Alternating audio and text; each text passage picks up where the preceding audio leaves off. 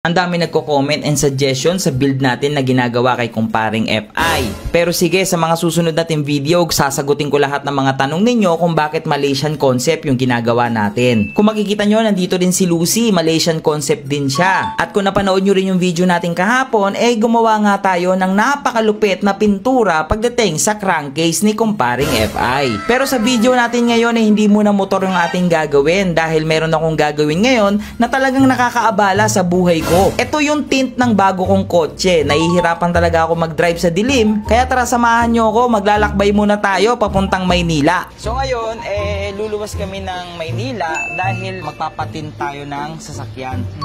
Kasi yung tint na gamit natin dito is yung stock tint pa. Medyo malabo eh. Nahihirapan ako sa dilim. Kasi nga stock lang naman. Libre, ito yung libre pag bumili kayo ng brand yung kotse. May libre kasi tint sa kasa. Ito yun. Hindi yung madilim talaga. Mahirap mag-drive sa gabi. So, by the way, mga kalusuper, baka pwede naman mag-request sa inyo. Pakitaan ko kayo ng montage nitong sasakyan. Tapos, comment naman kayo kung ano yung pangalan niya. Kasi wala pa ako na pangalan sa coaching to eh. Perla. Perla pa lang. Kasi Pearl, di ba white pearl? Perla. Pero di ako satisfied eh. Baka pwede kayo mag-comment sa baba kung anong pangalan niya. So, pakitaan ko muna ng montage kasi hindi nyo pa nakita itong bago kong sasakyan.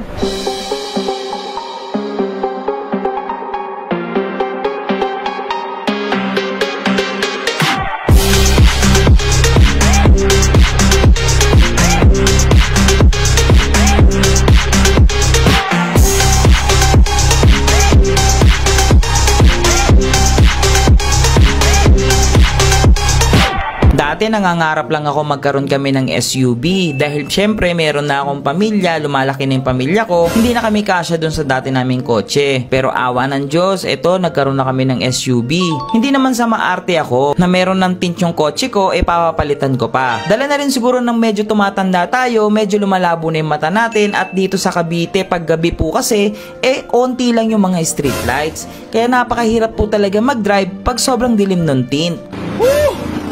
Hindi, joke lang. Hindi naman ganun kainit. Sakto lang. Pero nandito na tayo sa Mr. Poo Paint Shop. Ayan yung mga services nila. So, search lang. Na-waste yan. So, dito tayo magpapakabit ng tint natin. Ayun yung kotse natin, no? Yan. Again, comment kayo sa baba ng pangalan ng kotse natin, ha? Hindi ko pa alam kung ano ipapangalan natin, eh. So, dito tayo. Hanapin natin si Boss Ian. So, pipili tayo ng mga tint nila. Yun. Ayan pala yung magic tint. Mas mirrorize siya. Ayan. Pero sikat na sikat talaga yung tinatawag na magic tint talaga. So, kung bakit maganda ang magic tint, dahil sa umaga, para lang nananalamin. Tapos, pagdating ng gabi, para kung walang tint, ang liwanag na sa gabi. So, ganun lang. Kitang-kita ka sa loob doon? Kitang-kita ka sa loob pag gabi? Hindi. So, ito ang difference niya. Yung pinakita ko sa iyo kanina bro, na mirror 15. Actually, itong mirror 15, ito ang pinaka-best seller natin. Ito? O ito po? Ito. Ay, dito tayo. Kung gusto nyo lang Ang madali akong mausap. Pero yung nakakabit po sa kotse nyo, ito yun. Ito na lang po lahat, no? Lahat po, yan po. Bestseller. So ito, pinapasok na natin dito yung kotse at uumpisa na siya. Again, comment kayo dyan sa baba kung ano yung bagay na pangalan dito sa bago kong kotse. Para yun na yung itatawag natin sa kanya sa tuwing ibablog natin siya. Isa sa benefits ng magandang tint, meron itong heat rejection. Siyempre, sobrang init sa loob ng kotse kung wala kang magandang tint. Kuya, gano'n nga katagal nagkakabit ng tint? 15 years na po. 15 years? Basic kay kuya to. Pag 15 years na pag ganyan, no? Natutulog na, no? Kuya, kaya mo? So, habang tinitignan ko sila kuya dito, iniisip ko na parang ang dali-dali lang nung trabaho nila. Pero syempre, lagi niyong tandaan, walang madali dito sa mundo. Lahat dito ay pinag-aaralan at pinagsisikapan. Nagmumukha lang itong madali dahil araw-araw na natin itong ginagawa. So, habang nanonood ako dito kanila kuya, tumitingin na rin ako ng diskarte. Malay nyo, in the future, masubukan ko magkabit ng sariling tint sa ating sasakyan. So, sa ibang part, nakabit na yung tint at chinecheck natin. Grabe, mukhang salamin. Ang tawag pala dito ay magic tint. Maraming klaseng tint na tinatawag ngayon. May tinatawag silang nano ceramic tint at yun yung gamit natin sa dati natin sasakyan. Ngayon, naku-curious ako dun sa tinatawag nilang magic tint. Kaya yung magic tint yung pinalagay ko dito sa ating bagong sasakyan at ma-experience naman natin. At meron din akong balita na pag naka-magic tint ka, pagdating sa gabi, sobrang liwanag daw nito. Kaya mamaya masusubukan ko kung totoo nga ba yung sinasabi nilang maliwanag ito sa dilim at hindi kakita sa loob. Habang pinapanood ko talaga sila kuya dito magdikit, parang andali-dali lang at nakakatuwa. Yung parang mga naglilinis ng salamin na minsan ini-imagine mo nung bata ka pa. Sana maging trabaho mo ito. Dumating din ba kayo sa point na gano'n na nakakita kayo ng mga naglilinis ng salamin at naiisip nyo yon? Di ba satisfying? Balikan na lang natin. Kain na tayo. Ano, ayaw mo? Mamaya pa yan. Mamaya pa ba yan? Oo, kain mo tayo. Update ko na lang kayo dyan.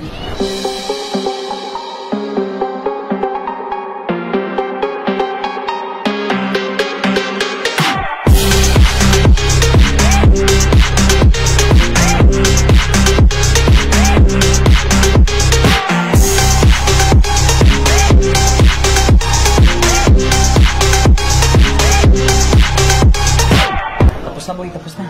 Ha? Tapos na. Boss? Boss, tapos na po yung kotse, boss. Ano balita? Ang ganda. Lalong gumanda si... Ewan ko guys, again, comment nyo sa baba kung anong pangalan ng kotse natin. Wala pang pangalan eh.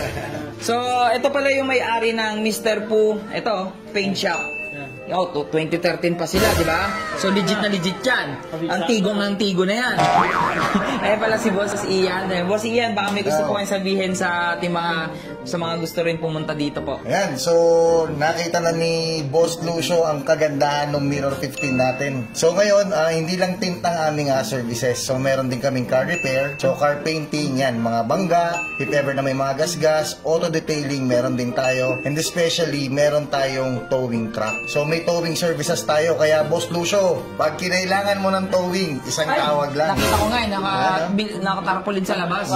Ang towing natin is 24/7. Kahit madaling araw kayo nasiraan or nangyari sa daan, pwede nyo kaming tawagan, anytime, anywhere, sasagot kami. For sure na may mag-rescue sa inyo. Yun, so yung Mirror 15 natin, yun yung pinaka-bestseller na nilagay natin sa sasakyan ni Boss Lucio. Pero meron pa tayong ibang shades, meron tayong black shade. So yung the regular shade is yung medium black, merong super black, and kung gusto nyo pa ng mas madilim pa na magic, is meron tayong magic 05. Yan, so Boss Lucio, nag-enjoy ka ba? Boss Ian, saan ba nila ito mapupuntahan? Ayun, so ang address natin is number 30 Landargun Street, Barangay Doña Imelda, Quezon City. So around G. Araneta lang to. Pwede nyo rin itong i-waste.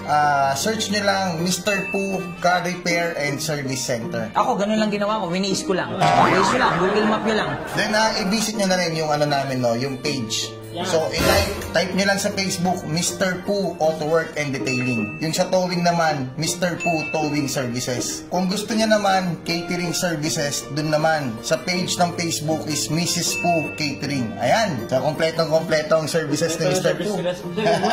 Mr. Poo! Daming ano nila sir, no? Daming business sila, sir. Ay, oo nga pala, Boss Lucio. Ay, meron pa. Sabi siya, meron pa eh. Sabi siya, meron pa eh. Magpapa-shoutout lang ako at magpapasalamat ako sa isang kaibigan din. Ito, so sa cellphone, si Univier Telecom, Boot AC14. Yan ang pupuntahan nyo. Napakabait ng mga ano doon. Napakabait ni Kuya Pael Palapar. Doon kami kumuha ng iPhone 16 Pro Max. Napakamura. Ayan o, makikita nyo na rito. Para hindi kayo maloko, yan daw. Ayan, sa mga gusto ng mga pre-love iPhone, brand new, andyan sa Green Hills yan. Check nyo na lang. Yan. Para di kayo maloko. Sige po. So, Boss Lucio, maraming Okay po, salamat po. Okay po. Tara na po, tara na. Ay, di ba sa akin to? Ay, sa kanila ba to? Sa kanila. Kala ko kasi, binalag dito eh. Ayan. Tara, testing na po namin. Okay. Okay. Thank you po, sir. Thank you. Thank you po. Maraming salamat po.